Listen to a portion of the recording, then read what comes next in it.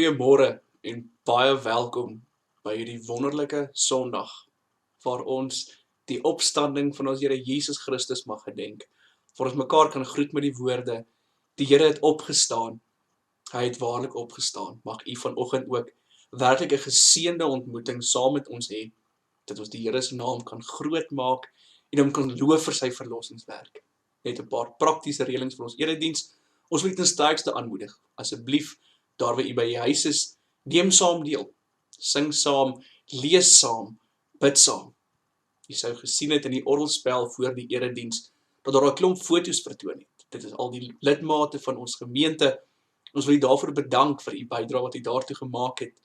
Dat ons daar, al is ons ver van mekaar af, in dieselfde gebou nie, nog steeds ons gemeenskap van gelowiges so op 'n sigbare manier kan raak sien. Dat ons weet, hier in ons dorp, in ons breër omgewing, en ook ons medegelowiges wat in verskeie plekke in die land en die wêreld saam met ons vanoggend luister, dat ons een is in Christus, as een kerk, en weet, ons Verlosser het opgestaan. Voor die erediens formeel begin met die woord met die seën, gaan daar 'n paar items gelewer word. Daar word 'n gedig gedoen deur een van ons lidmate, Francisca van der Merwe, wat ook spesifiek die gedagte van die Paastyd saamvat, daarmee saam ook 'n lied wat spesifiek geskryf is vir die Paasfees in hierdie Grendeltyd. En ons gaan ook die woorde, wanneer dit saam gesing word deur 'n sanggroep van ons gemeente op die skerm vertoon. Ons wil u aanmoedig, lees saam, en as jy wil, sing ook saam. En sien daarin dat ons ten spyte van die uitdagings wat ons wêreld in hierdie tyd in die gesig staar, nog steeds een kan wees as kerk. En dat niks in ons pad staan om die Here nog steeds te loof vir sy oorwinning nie. En dan laastens, tydens ons skriflesing gaan u ook 'n kunswerk sien deur een van ons baie bekwame kunstenaars in die gemeente, Rinika Visser, wat ook spesifiek die karakter van Openbaring 5 wat ons skriflesing gaan wees, ook mooi saamvat en daar op 'n sigbare wyse ook vir ons uitbeeld. Ek hoop dat u saam met ons die erediens gaan geniet. Baie dankie. Paasfees. Voor Pilatus was hy gebring, deur Fariseër en Joodse raad, opstand teen gesag, die oortreding onskuldig toegedig aan die daad. Van Pontius na Pilatus, gestuur selfs deur Herodes ondervra, spot en haat moes hy verduur, 'n doringkroon moes hy dra. Hoe wreed is hy geslaan, gespoeg, gespot, die hoon, soos 'n lam het hy gestaan, op hom geneem, my loon. Na soveel pyn en sla, die skare skree, maak dood. Sy eie kruis moes hy dra, net Simon help hom in sy nood. Op die heuwel net buite die stad, selfs hy het dit gevrees. Die wêreld se sondes op hom gevat, hoe erg moet dit nie wees? Deur die kruisdood het hy gegaan, om ons sondes te vergeef. Op die 3de dag weer opgestaan, sodat ons deur hom kan leef. This Easter celebration is not like ones we've known. We pray in isolation, we sing the hymns alone. We're distant from our neighbors, from worship leaders too. No flowers grace the chancel to set a festive mood. No gathered choirs are singing.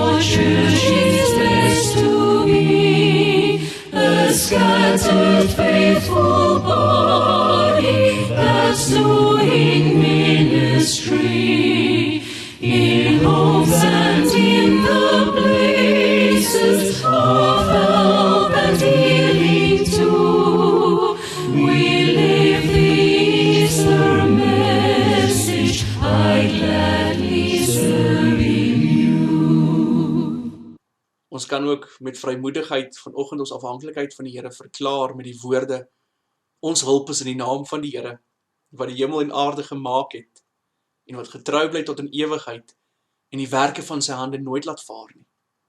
Amen. Kom ons bid saam om die seën van die Here. Mag die genade van ons Here Jesus Christus, die liefde van God ons Vader, en die gemeenskap met die Heilige Gees met elkeen van ons wees en bly. Amen. Kom ons loof die Here deur saam te sing Skrifruiming 1:2. Ons gaan al 3 die verse saam sing en werklik die Here prys vir sy grootheid en sy goedheid. Prys hom die hemelvors op sy verhewe troon. Loof hom aan wie die hemelkoor hulle hulde steeds betoon. Aan hom die Skepper Heer kom toe die eer en mag. Sy woord het alles voortgebring. Roem ewig sy gesag. Skrifruiming 1:2, al 3 die verse. Prys om die hemelvors op sy verhewe troon. Loof hom aan wie die hemelkoor hulde steeds betoon. Aan hom die Skepper Heer kom toe die eer en mag. Sy woord het alles voortgebring, roem ewig sy gesag. Loof om die Lam van God, want hy is vir ons geslag. Hy het ons met sy bloed gekoop, besing sy reddingsmag. Uit elke stam en taal het hy ons vrygemaak. Sy koninkryk, sy priesterdom, dit het hy ons gemaak. Lof, eer en heerlikheid, die wysheid en die krag, behoort aan God daar op die troon en aan die Lam geslag. Tot in die ewigheid sal ons die lied laat hoor, die hele skepping oral oor, roep amen in 'n koor. Kom ons bely dan ook vanoggend saam ons geloof met die woorde van die apostoliese geloofsbelijdenis, waar ons ook vanoggend in besonder fokus op die vergewing van sondes en dit alles deur die opstanding van Jesus Christus. En daarom bely ons: ek glo in God die Vader, die Almagtige, die Skepper van hemel en aarde, en in Jesus Christus, sy eniggebore Seun, ons Here, wat ontvang is van die Heilige Gees, gebore uit die maagd Maria, wat gelei het onder Pontius Pilatus, gekruisig is, gesterf het en begrawe is, en al die angste van die hel tot in die dood toe ondergaan het, wat op die 3de dag opgestaan het uit die dood, opgevaar het na die hemel en sit aan die regterhand van God die Almagtige Vader, waarvandaan hy sal kom om die lewendes en die dooies te oordeel. Ek glo in die Heilige Gees, ek glo in 'n heilige, algemene Christelike kerk, die gemeenskap van die heiliges, die vergewing van sondes, die opstanding van die liggaam en 'n ewige lewe. Amen. Ons roem ook daarin dat die Here ons bevry het van die mag van die sonde, maar ook van die vloek van die wet. Maar dit beteken nie dat die wet skielik ongeldig is nie. Die wet van die Here roep ons juis nou op tot 'n lewe van dankbaarheid. En daarom rus die Here ons ook toe met sy wet, om so vir ons die voorskrifte te gee van hoe lyk 'n dankbaarheidslewe. Kom ons luister saam na die wet van die Here, soos dit vir ons gegee word in Eksodus 20. Toe het God al hierdie gebooie aangekondig. Ek is die Here jou God, wat jou uit Egipte, uit die plek van slawerny bevry het. Jy mag naas my geen ander gode hê nie. Jy mag nie vir jou 'n beeld of enige afbeelding maak van wat in die hemel daarbo of op die aarde hieronder of in die water onder die aarde is nie. Jy mag hulle nie vereer of dien nie, want ek, die Here jou God, is onverdeelde trou aan my. Ek reken kinders die sondes van hulle vaders toe, selfs tot in die 3de en 4de geslag van die wat my haat. Maar ek betoon my liefde tot aan die 1000ste geslag van die wat my liefhet en my gebooie gehoorsaam. Jy mag die naam van die Here jou God nie misbruik nie, want die Here sal die een wat sy naam misbruik nie ongestraf laat bly nie.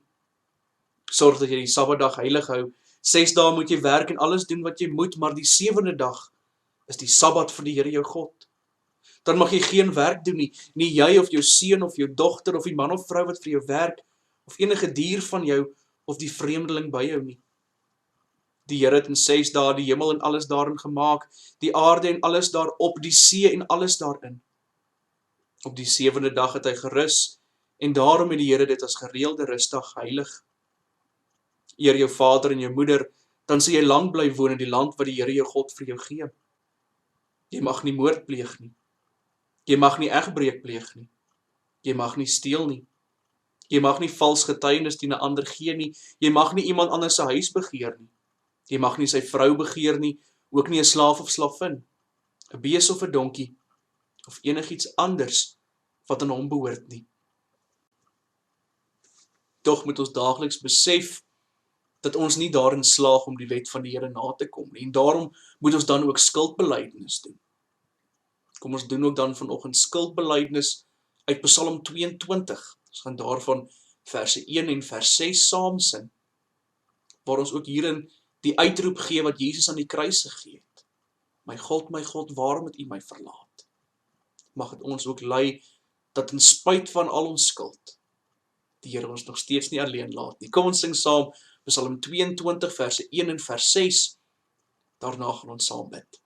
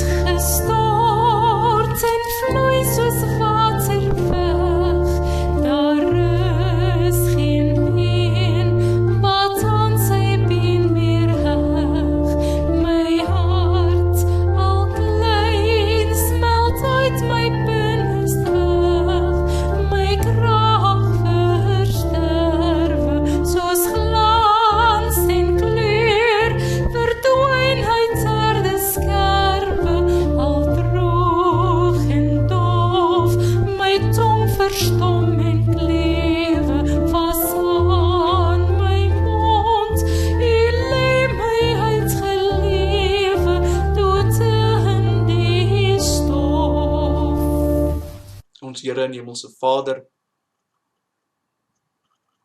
aan U goedheid is daar geen einde nie. Ons menslike verstand sukkel om U genade te begryp. Dit is soveel groter en soveel beter as wat ons ooit kan indink. Maar dit is vir ons genoeg. Dit is vir ons genoeg, daardie oomblik wanneer Christus uitroep, dit is volbring. Dit is vir ons genoeg, daardie oomblik wat ons die leë graf weer besef. Dit is vir ons genoeg wanneer ons besef, hy het waarlik opgestaan. Here, dit is werklik goeie nuus, dit is werklik die kern van die evangelie. Dankie dat ons mag bely, hy het opgestaan. En dankie dat ons die gevolge daarvan mag bely, 'n nuwe lewe wat ons sondes is vergewe. Wil U ook vanoggend kragtig deur U woord met ons praat. Lei ons om daardeur te besef dat U woord die waarheid is. Dat U woord vir ons sekerheid gee, dat U woord ons bemoedig in tye wanneer ons so behoefte het aan bemoediging. Ons bid in besonder vir elkeen want vanoggend nie rondom U woord kan stil word nie. Ons bid vir elkeen wat hard werk in hierdie tyd. Ons bid vir elkeen wat hard werk, juis om ons veilig te hou. Ons bid vir ons regering wat moeilike besluite en ongewilde besluite moet maak. Ons bid vir elke dokter en verpleegster en apteker wat in hierdie tyd behulpsaam moet wees, wat kwesbaar is in hierdie tyd. Dankie dat ons mag weet, U genade is ook met hulle. U gee ook vir hulle krag. Here, maak ons harte ontvanklik vir U woord, dat die saad ook vanoggend in die goeie grond sal val, en U daarin verheerlik sal word. Ons loof en prys U vir al hierdie goeie dinge. Amen. Voor ons saam lees uit die woord van die Here, kom ons sing saam Skrifberuiming 5-3. Daarvan gaan ons die eerste vers sing. Aan U, o Lam van God, waar ons hier werklik al die lof en eer en aanbidding tot Christus bring. Kom ons sing saam Skrifberuiming 5-3, vers 1. Aan U, o Lam van God, 'n nuwe lofgesang, want U is vaardig om die wonderboek te ontvang, en oop te breek die boek van toekoms en verlede, en van wat word geskryf van Gods verborgenhede. U is vaardig, U alleen, omdat die werk volbracht is, toe U as offer vir ons sonde skuld geslaag is. Ons skriflesing vanoggend kom uit Openbaring hoofstuk 5. Ons gaan daarvan die eerste 10 verse saam lees. Openbaring hoofstuk 5. In die regterhand van hom wat op die troon sit, het ek 'n boekrol gesien wat aan die voor en aan die agterkant vol geskrywe was, en wat met 7 seels goed verseël was. Toe het ek 'n sterk engel gesien wat met 'n harde stem uitroep: Wie is waardig om die boek oop te maak deur die seels daarvan te breek? Maar niemand in die hemel of op die aarde of onder die aarde was in staat om die boek oop te maak en daarin te kyk nie. Ek het baie gehuil omdat daar niemand gekry is wat waardig was om die boek oop te maak en daarin te kyk nie. Toe sê een van die ouderlinge vir my: Moenie huil nie. Kyk, die leeu uit die stam van Juda, die afstammeling van Dawid, het die oorwinning behaal en kan die boek met die 7 seels oopmaak. Toe het ek voor die troon wat omring was deur die 4 lewende wesens, tussen die troon en die ouderlinge 'n lam sien staan, die een wat geslag was. Hy het 7 horings en 7 oë gehad. Die 7 oë is die 7 geeste van God wat oor die hele aarde uitgestuur is. Hy het toe gegaan en die boek ontvang uit die regterhand van hom wat op die troon sit. Net toe die lam die boek neem, het die 4 lewende wesens en die 24 ouderlinge voor hom gekniel. Elkeen van hulle het 'n siter gehad en 'n goue bak vol wierook, die gebede van die gelowiges. Toe sing hulle 'n nuwe lied. U is waardig om die boek te neem en die seels daarvan oop te maak, omdat U geslag is en met U bloed mense vir God losgekoop uit elke stam en taal en volk en nasie.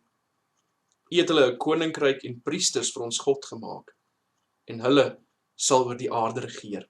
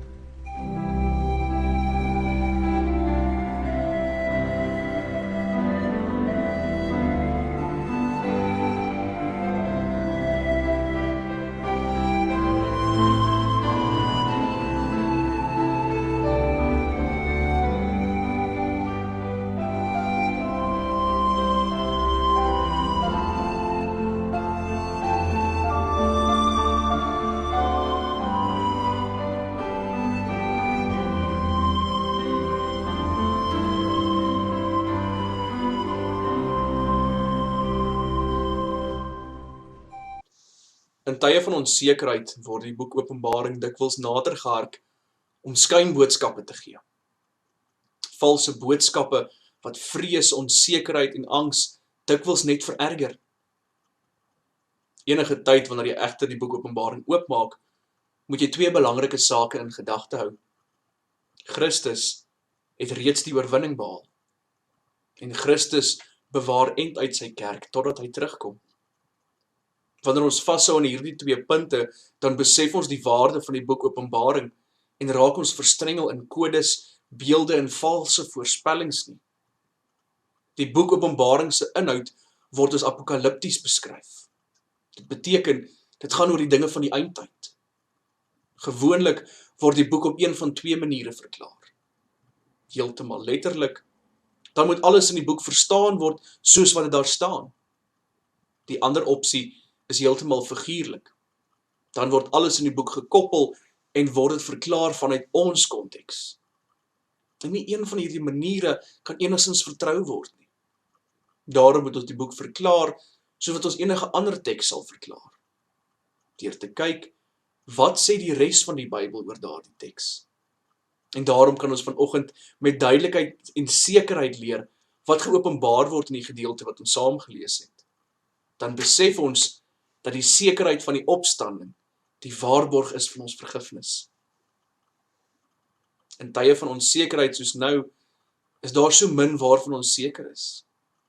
Wat gaan die implikasies wees? Hoe gaan die ekonomie lyk? Hoe gaan kerk wees lyk? Gaan alles nog dieselfde wees? Of gaan alles drasties anders wees? Waar lê ons sekerheid, as daar nog enigstens sekerheid is? En dit is dan juis waar ons troos vanoggend lê. Die opstanding van Christus gee vir ons sekerheid. Ons word verseker dat ons die waarborg ontvang dat ons sonde vergewe word. Omdat Christus opgestaan het, kan ek en jy bely dat ons glo in die vergewing van sondes. En daarom moet ons eers stil staan by die sekerheid van hierdie opstanding. Hierdie sekerheid word vir ons uitgewys deur die leë graf en die wonde aan die liggaam van Christus.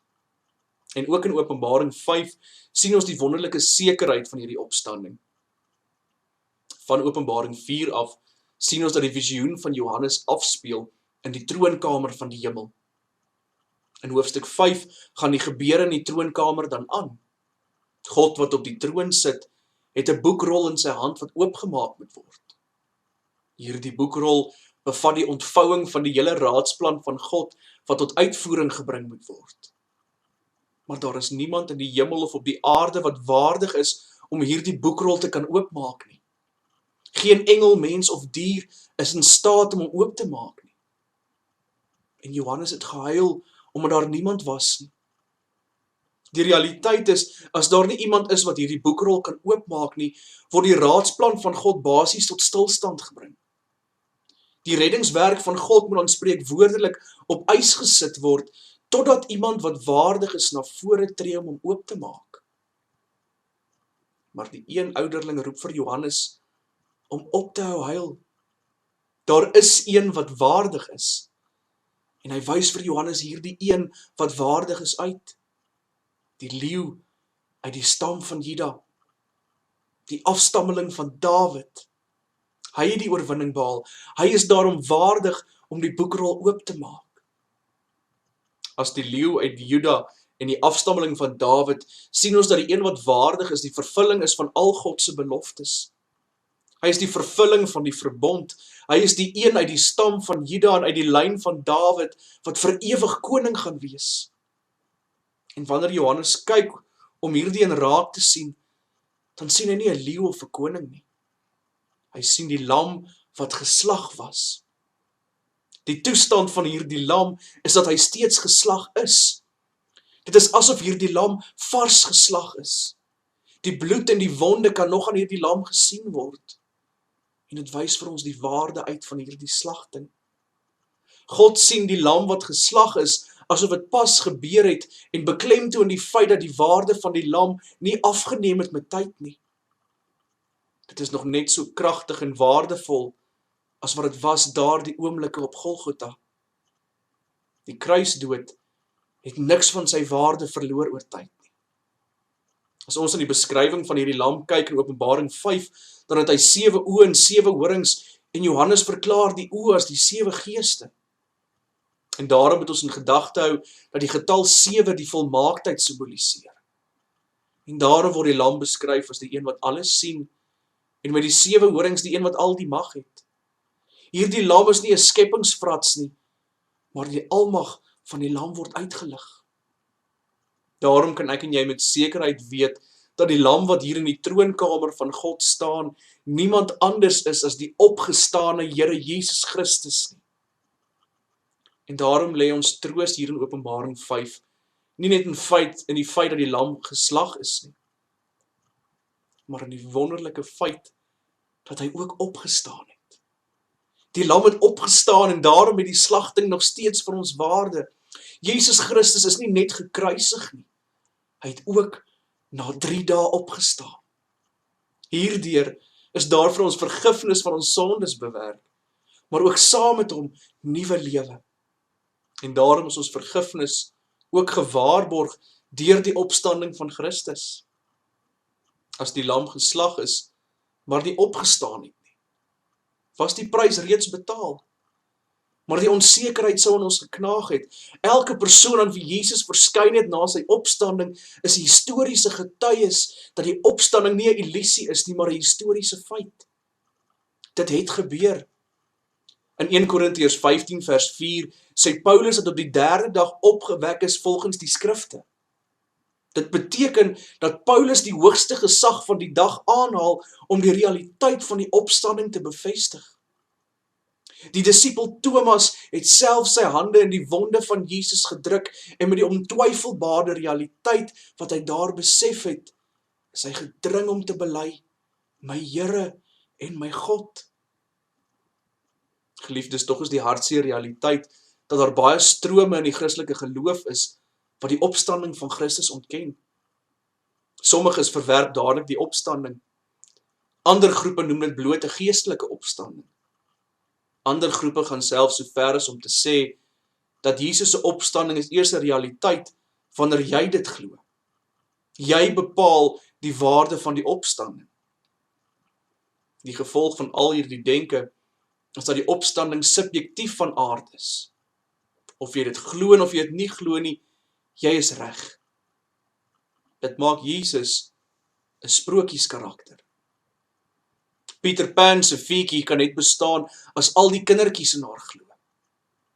En die teoloog wat die opstanding uitmaak as net 'n geestelike opstanding, doen presies dieselfde as die skrywer van die Peter Pan kinderstorie. Die gevolg is dat wanneer jy nie glo in die fisiese opstanding nie, dan verwerp jy die wonde van die verheerlikte liggaam. Dan ontken jy dat die lam geslag is en dat hy in die troonkamer van God staan, waardig om die boek oop te maak. As Jesus nie fisies opgestaan het nie, dan het hy nie die dood oorwin nie. Dan is daar vir ons geen troos wanneer 'n gelowige sterf nie.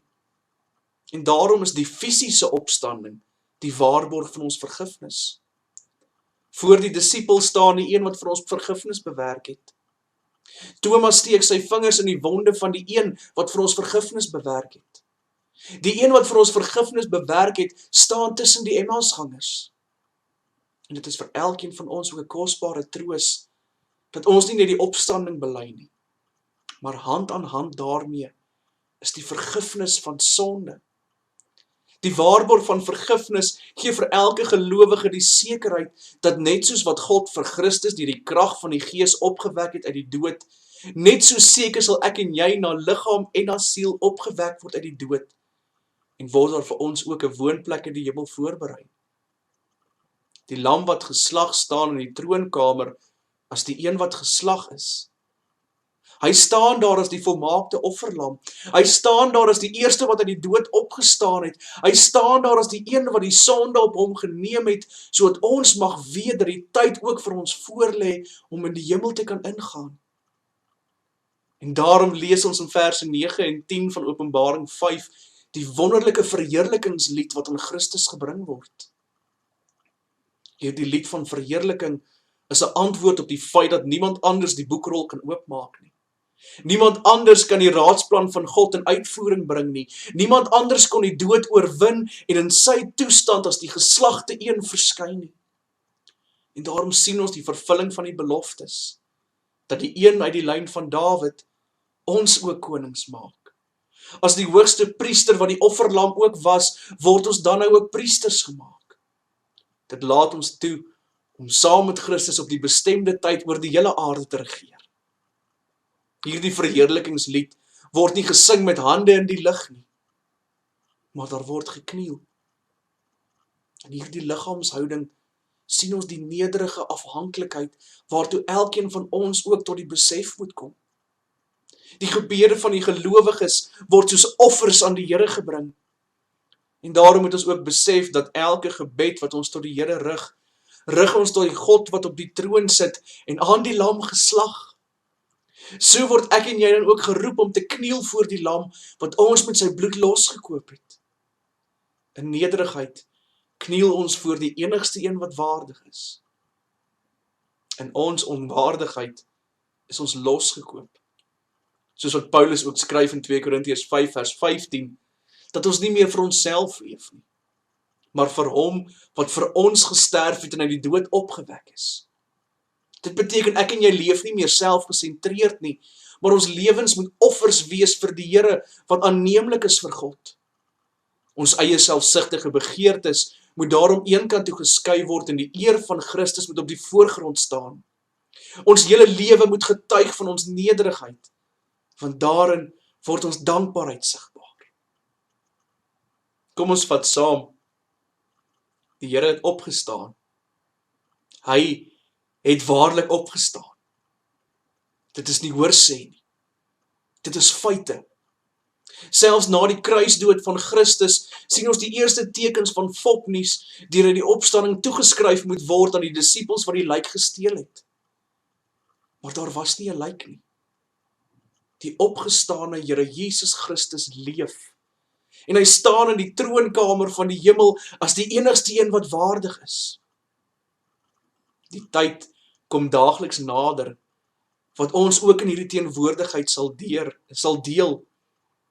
En daarom roep die hele kerk deur die krag van die Gees uit. Kom, Here Jesus, kom. Amen. Kom ons bid saam. Ons Here en Hemelse Vader, daar is geen goeie nuus buiten die goeie nuus van die opgestane Jesus Christus nie. Selfs al is daar soveel dinge in die lewe wat ons vreugde wil steel, is daar niks wat vir ons groter vreugde gee as die oorwinning oor die dood en die opstanding van die liggaam nie. Dankie vir die prys van ons Here Jesus Christus. Dankie vir sy werk aan die kruis, maar ook in sy opstanding. Dankie vir u krag waarmee u hom ook opgewek het. En die belofte dat die tyd ook sal aanbreek wat ons ook opgewek sal word. Lei ons om werklik lewens van dankbaarheid en lewens van nederigheid te leef. Sodat u al die eer sal kry. Sodat ons sal kniel voor die lam en aan hom sal bring al die lof en die eer en die heerlikheid en die aanbidding. Ons bid dit in die wonderlike naam van ons Here Jesus Christus. Amen. Kom ons antwoord op ons woordverkondiging deur saam te sing lied 422. Ons gaan daarvan verse 2 en vers 3 saam sing. En direk daarna gaan ons ook vir mekaar die seënbede toesing van Psalm 134. Ons gaan daarvan saam sing verse 3 en vers 4. Eers lied 422, verse 2 en vers 3, waar ons loof oor die opstanding, en daarna die seënbede vir ons as mekaar se medegelowiges. Psalm 134, verse 3 en vers 4. Die Heer het opgestaan, die Heer het waarlik opgestaan. Vir sondaars het die Heer gesterf, die lewe deur sy dood verwerf. Hy het oorwin die dood, die hel, ons kan dit wêreldwyd vertel. Die Heer het opgestaan, die Heer het waarlik opgestaan. Aan hom die lof, die roem en eer, hy laat ons met hom triomfeer. Laat ons, o Here, der U Gees, afhanklik en oorwinnaars wees.